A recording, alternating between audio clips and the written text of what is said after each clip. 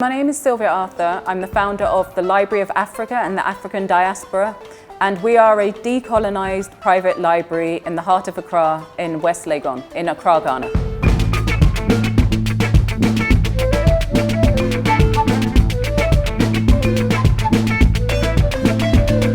I decided to start the library because I had hundreds and hundreds of books at home that were mainly by writers of African descent. So when I say writers of African descent, I mean African, African American, Caribbean, Black British, Black European.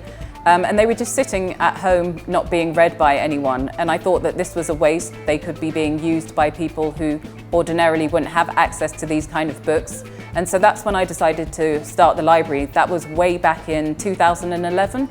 But it wasn't actually until 2017, December, that I opened the library first, which was in a different location and under a different name, not too far from where we are now at the moment. But we recently rebranded to the Library of Africa and the African Diaspora. The first thing that makes this library different is the fact that we are a Black library, or we're an African decolonised library. So the focus in this library is 100% on books by writers of African descent. That makes us unique, not just in Ghana, but I probably think in Africa as well. Second of all, we have a very extensive archive where we collect books by writers of African descent from as early as the early 20th century. So the oldest book that we have in our collection is from 1898, and it's the African-American writer Paul Laurence Dunbar, Lyric of Lowly Life.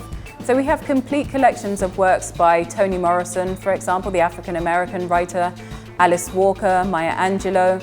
From the African side, we have the complete first edition collection of works by Ayikwe, the Ghanaian writer, which are very difficult to get hold of.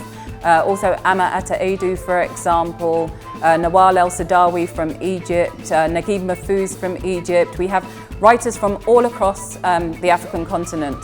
And when we say Africa, we mean geographically Africa, so that's including North Africa as well as the rest of the continent as well.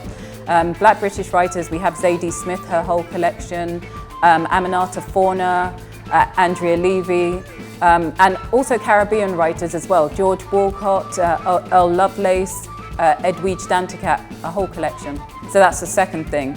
Also, we're not a traditional library in that we don't just house books here and it's a dead, quiet place. We play music in here, for example. We have lots of events and, like I said, spoken word events, performances, community activities, etc., film screenings, book signings and author readings.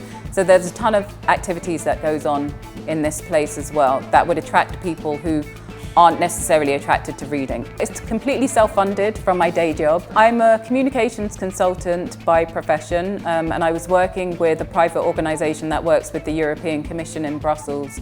And so I work in corporate communications, but I'm also a writer as well. In theory, it's supposed to be funded through subscriptions of members. So members pay to use the library and to be able to borrow books from here.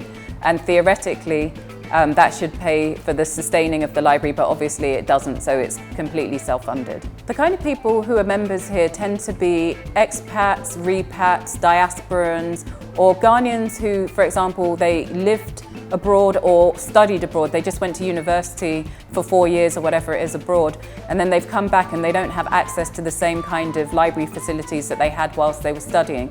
So they tend to be the main makeup of people who come here. As far as Ghanaian reading culture is concerned, I think we have a very small but passionate literary community in this country, in particular in Accra.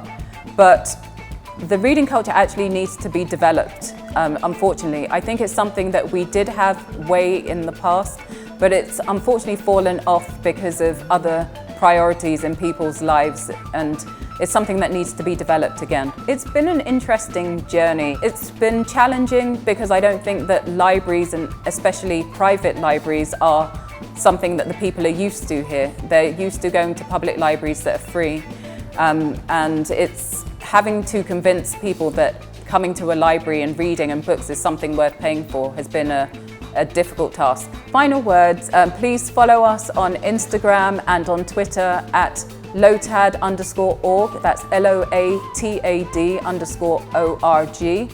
Follow us on Facebook, just search for the Library of Africa and the African Diaspora. Check out our website at loatad.org, and when you're in Ghana, come and see us.